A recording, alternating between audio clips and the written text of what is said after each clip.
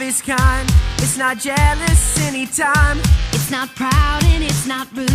Love forgives and speaks the truth. Oh, yeah, love will never fail. Oh, yeah, love will never fail. Love protects, it does not break. It doesn't easily get mad. Love is hopeful and it trusts. When we love, we never give up. Oh, yeah, love will never fail. Oh, yeah, love will never fail. Sing it! Oh, yeah, love will never fail.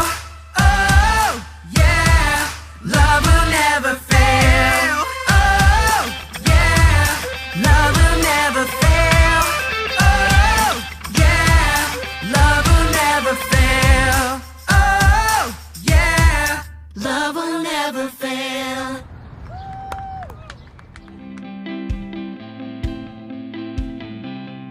Come on, Haley, you've got this. Yes! You ever notice with games like this, there's never really a winner. There just seems to be one big loser.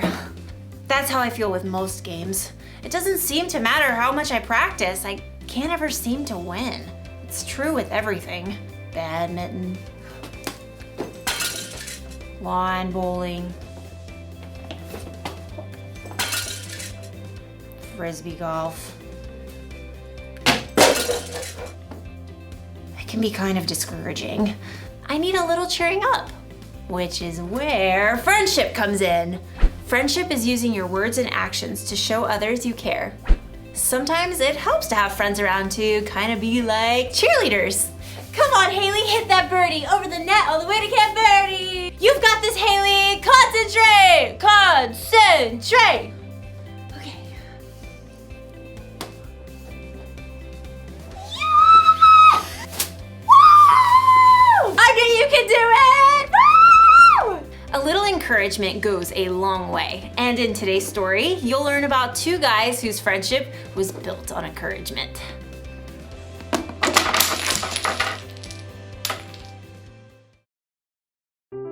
The Bible. It's 66 books of history, stories, letters, and poetry that fit together to form God's one big story.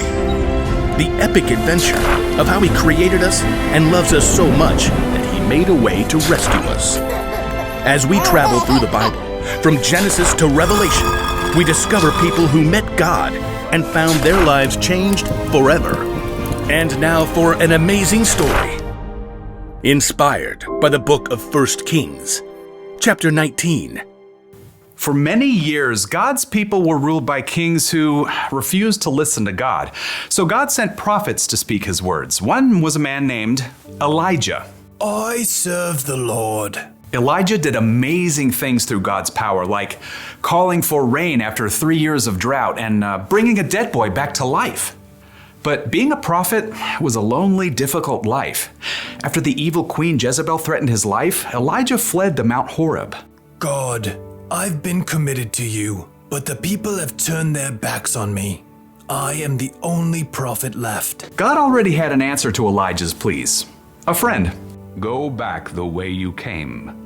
Anoint Elisha from Abel-Meholah as the next prophet after you. So Elijah tightened his belt and set out along the road. When he finally reached the town, he noticed several young men plowing with a dozen pair of oxen. And in the very last field, he noticed one of the young men struggling to keep his oxen in line. Get up there, Ham. Move along, Burger. God, is that Elisha? He's just a small town kid. What does he have? Does he have what it takes to be a prophet? But God had chosen Elisha, so Elijah tramped through the muddy field to greet the young man. Elisha. Elisha blinked in surprise when he saw the prophet. Whoa, Burger. Elijah marched right up to Elisha and threw his very own cloak over the young man's shoulders. It was a sign that God had chosen Elisha to be Elijah's assistant. Me? You're choosing me? Elijah turned and walked away. Elisha dropped the reins and ran after. Wait, Just let me say goodbye to my family. Then I'll come with you. Go right ahead. I'm not making you do anything. Yes, sir. Right then and there, Elisha broke apart his plow and used the wooden pieces to start a fire. He cooked a meal and called all his family and friends over to share it with him. I'm leaving to travel with Elijah. Goodbye, everyone. Then Elisha set out on the road beside Elijah. I don't really know how to be a prophet, or even a prophet's assistant. That's okay. You'll learn. So over the years, Elisha followed Elijah everywhere as a close companion and good friend, and he watched and listened intently as Elijah spoke God's words to powerful kings and did incredible things. One day, Elisha and Elijah left the town of Gilgal on the way to Bethel, and they both knew that God was about to do something very breathtaking. God was going to take Elijah up to heaven. Stay here, Elisha. The Lord has sent me to Bethel. Elisha wasn't about to leave his friend to go it alone. As sure as the Lord and you are alive, I won't leave you. At Bethel, the same thing happened. Stay here, Elisha. The Lord has sent me to Jericho. As sure as the Lord and you are alive, I won't leave you. It happened once again in Jericho. Stay here, Elisha. The Lord has sent me to the Jordan River. As sure as the Lord and you are alive, I won't leave you. You do realize you're repeating yourself. Together, Elisha and Elijah reached the banks of the Jordan River. The waters flowed dark and deep. Elijah removed his coat and rolled it up. And then he struck the river. Immediately, the waters parted to the right and left. Elisha and Elijah walked across the river on dry ground. They reached the opposite bank. Tell me, what can I do for you before I'm taken away? Elisha didn't want to lose his friend and mentor, Elijah, but he'd learned many things in the last few years. Please, give me a double share of the Spirit God has given you. Only the Lord can do that. But if you see me when I'm taken away, that means you will receive what you've asked for. Elisha nodded, and the two men walked on in silence. Suddenly, a wild wind whipped up, and a chariot and horses appeared, blazing with fire. Elijah. The flaming chariot flew down right between the two men. It caught up Elijah and carried him up to heaven, driven by a strong wind. Elijah, you are like a father to me. Elisha stared into the sky until the last breath of wind and the final hint of flame were gone. Then in great sorrow, he tore his own clothes. My best friend is gone. Glancing down at the ground, he saw Elijah's coat. Carefully, he picked it up. I wonder. Elisha hurried back to the bank of the Jordan River. Again, the water flowed hard and fast. On the opposite bank, a group of prophets from Jericho watched. Look, there's Elisha. But where's Elijah? Across the river, Elisha twisted up Elijah's coat. He called out in a loud voice, Where is the power of the Lord? Where is the power of the God of Elijah? Then Elisha struck the water just as Elijah had done. And just like what happened before, the waters parted to the right and left.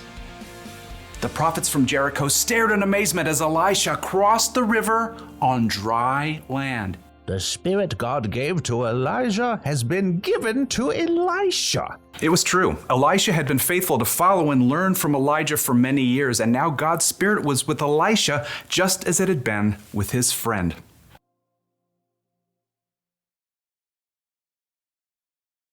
One way to be a good friend is to just be there when they need you. Look at today's story. Elisha was there for Elijah right to the very end. And even after he died, Elijah's spirit was with Elisha. Now, I don't know exactly how Elijah's spirit was with Elijah, but it sounds pretty cool. Jesus said God would send a friend to always be there for us. The Holy Spirit is the ultimate friend. He gives you wisdom when you're confused, strength when you're feeling weak, and encouragement when you need it the most. That's the kind of friend we should be. You can cheer your friend on when they play sports, or even if they have an audition, or a hard test. You can give someone a shoulder to cry on when they've had a rough day or when something sad happens. Sometimes it's best not to say anything and to just be there for your friend.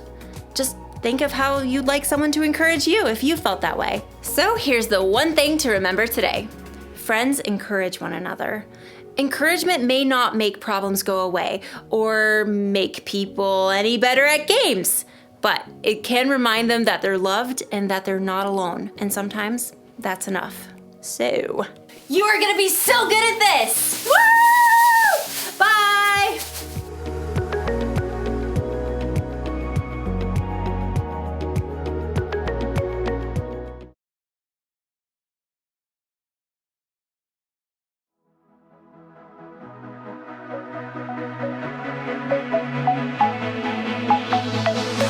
Feel the wonder, say his name.